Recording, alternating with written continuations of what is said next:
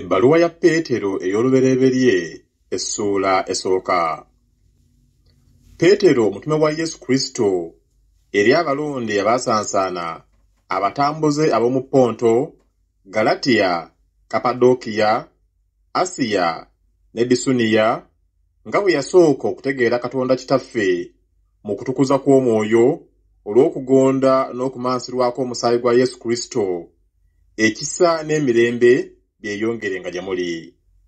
Yeebazibwe Katonda era Kitaawe wa Mukama waffe Yesu Kristo eyatuzaala omulundi ogwokubiri, ng'okusaasira kwe okungi bwe kuli, tubeerenga n'essuubi eddamu olw'okuzuukira kwa Yesu Kristo mu bafu, tuyingire mu busika obutaggwaawo, obutalinakko, obutawotoka, obwabaterekera mmwe mu ggulu, amaanyi ga Katonda be gakuuma olw'okukkiriza okufuna obulokozi obweteeseteese okubikkulibwa mu biro eby'enkomerero.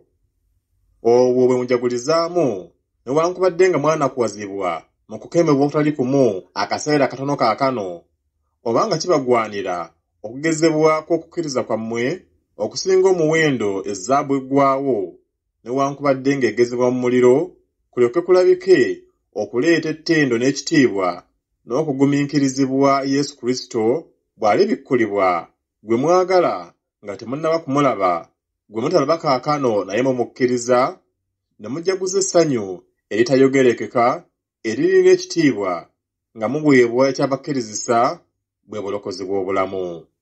Eby'obulokozi obwo bannabbi abaalagulanga eby'ekisa ekyali kigenda okujja gye muli baanoonyanga nnyo ne bakennenyanga, nga banoonya ebiro bwe biri oba bwe bifaanana, Omwoyo wa Kristo yali mu bo bye yalaga, ng'asooka okutegeeza ebibonoobono bya Kristo n'ekitiibwa ekibigoberera.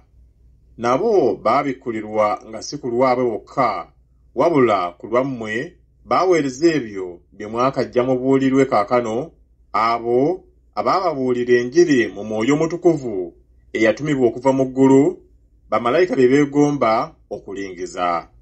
Kale musibenga ebimyu by'amagezi gammwe, mutamiirukukenga, musuubirirenga ddala ekisa kiribaleeterwa Yesu Kristo bw'alibikkulibwa, ng'abaana abagonda, nga temwefaananya okwegomba okwedda okw'omu butamanya bwammwe, naye ng'oyo yabayita bw'ali omutukuvu, era nammwe mubeerenga batukuvu mu mpisa zonna, kubanga kyawandiikibwa nti, munaabanga batukuvu kubanga nze ndi mutukuvu. Era bwe mumuyitanga Kitammwe, asala omusango atali kusaliriza, ng'omulimu gwa buli muntu bwe guli, mutambulenga n'entiisa mu biro byammwe eby'okuba abayise, nga mumanyi nga temwanunulibwa na bintu ebiggwaawo, ffeeza oba zaabu, mu mpisa zammwe ezitaliimu ze mwaweebwa bajjajjammwe, wabula n'omusaayi ogw'omuwendo omungi, ng'ogw'omwana gw'endiga ogutaliiko bulema, newankubadde ebbala ye Kristo eyategeerebwa edda ensi nga tezinnatondebwa, naye n'alabisibwa ku nkomerero y'ebiro ku lwammwe, abakkiriza ku bubwe Katonda yamuzuukiza mu bafu n'amuwa ekitiibwa, okukkiriza kwammwe n'okusuubira biryoke bibeerenga mu Katonda. Kubanga mumaze okwetukuza obulamu bwammwe mu kugondera amazima olw'okwagalanga abooluganda okutaliimu bunnanfuusi, mwagalanenga mu mutima n'okufuba okungi, bwe mwazaalibwa omulundi ogwokubiri, si na nsigo eggwaawo wabula etaggwaawo, n'ekigambo kya Katonda ekiramu eky'olubeerera. Kubanga omubiri gwonna guli ng'omuddo, n'ekitiibwa kyagwo kyonna kiri ng'ekimuli ky'omuddo. Omuddo gubotoka, ekimuli ne kigwa, naye ekigambo kya Mukama kibeerera emirembe n'emirembe. Era ekyo kye kigambo eky'Enjiri ekyabajulirwa.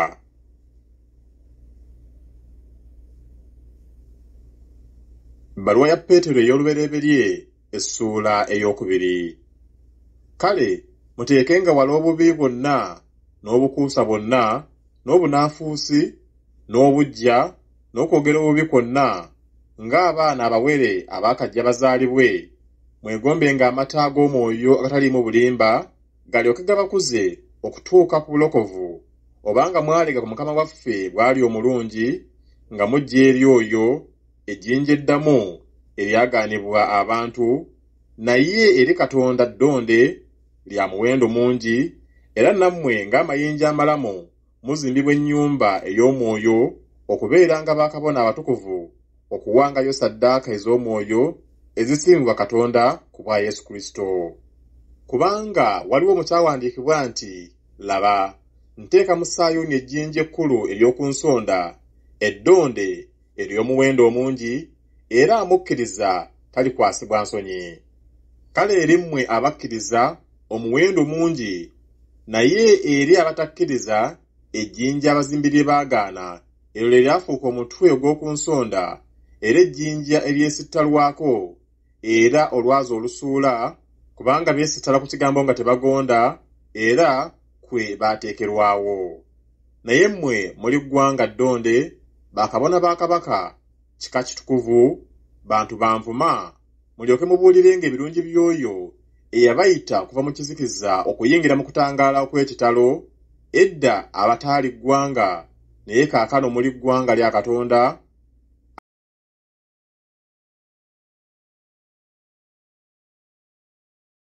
Mbeegayirira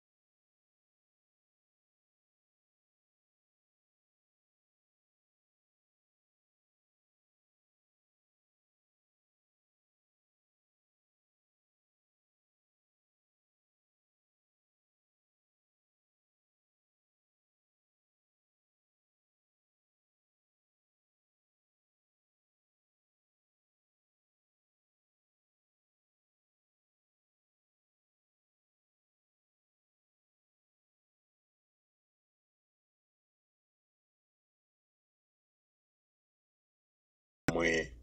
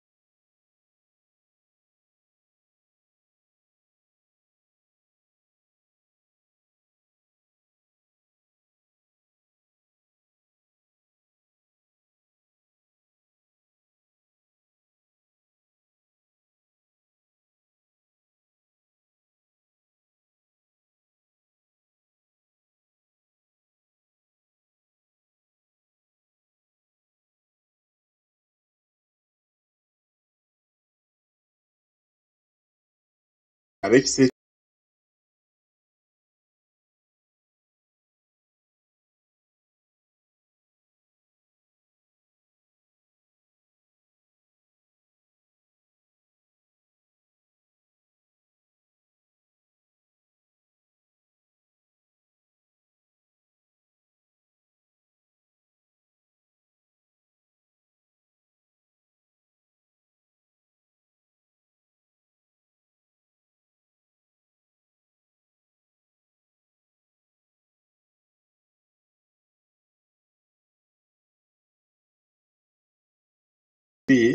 akolenga obulungi, anoonyenga emirembe, agigobererenga. Kubanga amaaso ga Mukama gali ku batukuvu, n'amatu ge gali eri okusaba kwabwe, naye obwenyi bwa Mukama buli ku abo abakola obubi. Era ani anaabakolanga obubi bwe munaanyiikiranga obulungi? Naye newankubadde nga mubonyaabonyezebwa olw'obutuukirivu, mulina omukisa, era temutyanga kutiisa kwabwe.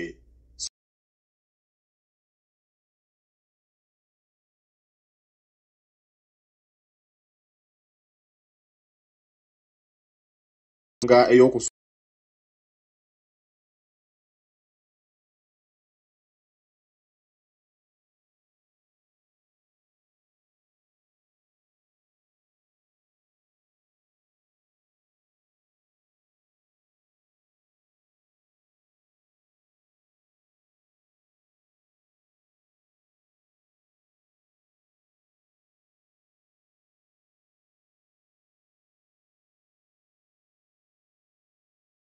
olw'abatali batuukirivu, atuleete eri Katonda bwe yattibwa omubiri, naye n'azuukizibwa omwoyo, era gwe yagenderamu n'abuulira emyoyo egiri mu kkomera, edda abataagonda kugumikiriza kwa Katonda bwe kwali nga kulindirira mu nnaku za Nuuwa, eryato bwe lyali nga likyasibibwa, amazzi mwe gaalokolera abantu si bangi, gy'emyeyo 8, era kaakano ge gaabalokola mmwe mu kifaananyi eky'amazima, kwe kubatizibwa, si kuggyawo mpitambi za mubiri, wabula okuddamu kw'omwoyo omulungi eri Katonda olw'okuzuukira kwa Yesu Kristo, ali ku mukono ogwa ddyo ogwa Katonda, bwe yamala okugenda mu ggulu, bamalayika n'abalina obuyinza n'ab'amasaza bwe baateekebwa wansi we.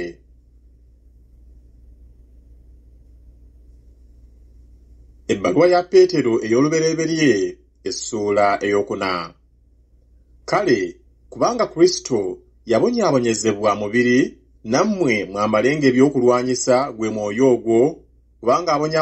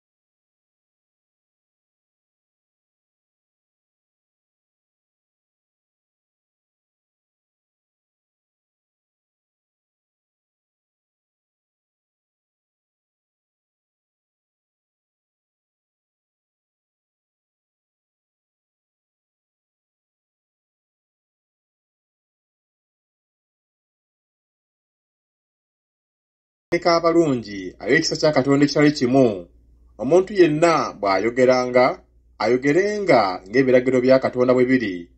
Omuntu yenna bw'aweerezanga, aweerezenga ng'amaanyi Katonda g'amuwa bwe gali. Mu byonna Katonda agulumizibwenga ku bwa Yesu Kristo, alina ekitiibwa n'obuyinza emirembe n'emirembe. Amiina.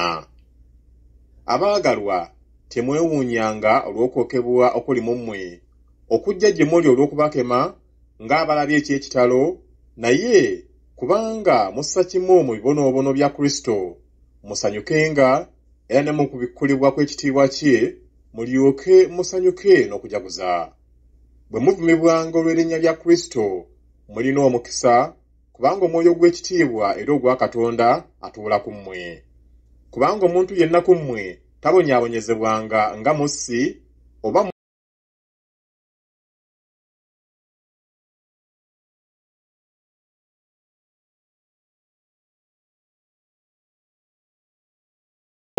naye atenderezanga Katonda.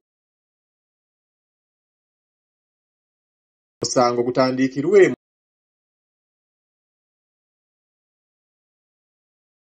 gutya eri abo abatagondera njiri ya Katonda.